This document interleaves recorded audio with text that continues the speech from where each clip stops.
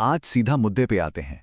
Business में जब कोई क्लाइंट पेमेंट के लिए चेक देता है और वो बाउंस हो जाए, तो सच में वो एक बहुत बड़ा सिरदर्द बन जाता है, राइट? लेकिन घबराने की बिल्कुल जरूरत नहीं है। भारतीय कानून के तहत उन अनपेड इनवॉइस और बाउंस हुए चेक से अपना पैसा वापस निकालने का एक बहुत ही सॉलिड स्टेप बाय स्टेप कानूनी रिकवरी ब्लूप्रिंट मौजूद है। आइए आज इसी पूरे लीगल प्रोसेस को डिकोड करते हैं। तो इस चर्चा में हम 5 मुख्य चीजों पर फोकस करेंगे। पहला, चेक बाउंस के बेसिक्स। दूसरा, सेक्शन 138 जो असल में एक कानूनी हथियार है। तीसरा, केस फाइल करने की जरूरी शर्तें। चौथा, लीगल रिकवरी के वो 5 अहम कदम। और आखिर में सजा और फंड रिकवरी कैसे होती है। चलिए भाग 1 से शुरू करते हैं। चेक बाउंस के बेसिक्स। आखिर इसके पीछे के सबसे कॉमन कारण क्या हैं? जरा सोचिए, जब एक बिजनेस ओनर के तौर पर कोई पेमेंट डिपॉजिट की जाती है, तो बैकएंड में ऐसा क्या होता है कि बैंक उस ट्रांजैक्शन को ही रिजेक्ट कर देता है? क्लाइंट का चेक आखिर बाउंस होता क्यों है? सिंपल सी बात है, जब कोई जमा किया गया चेक बैंक रिजेक्ट कर दे तो उसे चेक बाउंस कहते हैं। अब इसके 3 सबसे आम गुनहगार होते हैं। या तो उस अकाउंट में पर्याप्त बैलेंस यानी फंड्स नहीं है, या फिर वो अकाउंट ही हमेशा के लिए क्लोज हो चुका है। और हाँ, कई बार सिग्नेचर का बैंक रिकॉर्ड से मैच न होना भी इसका एक बहुत बड़ा कारण बन जाता है। अब आते हैं भाग 2 पर। सेक्शन 138 नेगोशिएबल इंस्ट्रूमेंट्स एक्ट 1881 का वो हिस्सा जो सच में एक कानूनी हथियार है। ये बात शायद थोड़ी हैरान करने वाली लगे, लेकिन नेगोशिएबल इंस्ट्रूमेंट्स एक्ट के तहत चेक बाउंस होना कोई छोटा-मोटा सिविल मैटर नहीं है। ये एक क्रिमिनल ऑफेंस है। जी हाँ, एक आपराधिक मामला। सेक्शन 138 बिजनेस ओनर्स को एक बेहद पावरफुल लीगल टूल देता है। मतलब कोई भी डिफॉल्टर सिर्फ ये कहकर नहीं बच सकता कि अरे अभी पैसे नहीं है, उस पर बाकायदा एक क्रिमिनल केस चल सकता है। अब आगे बढ़ते हैं भाग 3 की तरफ, केस फाइल करने की जरूरी शर्तें।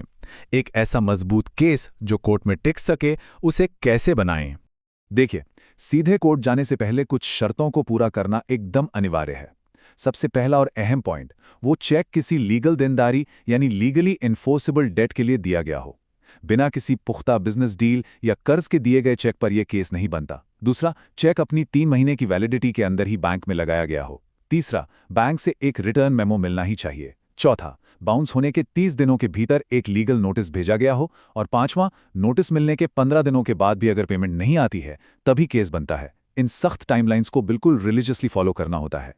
चलिए भाग 4 देखते हैं, लीगल रिकवरी के 5 कदम। यह एक पूरी तरह से एक्शन ओरिएंटेड क्रोनोलॉजिकल गाइड है। ये 5 कदम का ब्लूप्रिंट पूरी प्रोसेस को बहुत आसान बना देता है। स्टेप 1, सबसे पहले अपना चेक बैंक में डिपॉजिट करना है। स्टेप 2, अगर वो बाउंस हो जाए तो बैंक से कारण लिखा हुआ वो रिटर्न मेमो जरूर लेना है। स्टेप 3, पेमेंट की डिमांड करते हुए एक फॉर्मल लीगल नोटिस भेजना है। स्टेप 4, नोटिस भेजने के बाद पेमेंट के लिए पूरे 15 दिन का इंतजार करना है। और स्टेप 5, अगर फिर भी कोई रिस्पॉन्स ना आए तो जुडिशियल मजिस्ट्रेट फर्स्ट क्लास यानी जेएमएफसी कोर्ट में अपनी शिकायत दर्ज करानी है। अब यहां एक नंबर है जो बहुत बहुत ज्यादा क्रूशियल है, और वो है 30। यहां टाइमिंग ही सब कुछ है। बैंक से रिटर्न मेमो मिलने के बाद एक बिजनेस ओनर के पास फॉर्मल लीगल नोटिस भेजने के लिए ठीक 30 दिन का समय होता है। सिर्फ 30 दिन।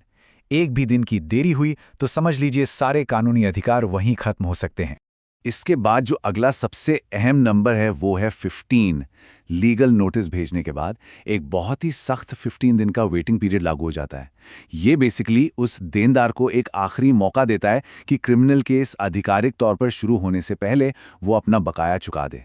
अगर इन 15 दिनों में फंड्स आ गए तो केस वहीं क्लोज। इन कानूनी अधिकारों को और भी पक्का करने में कोर्ट के कुछ ऐतिहासिक फैसले बहुत काम आते हैं।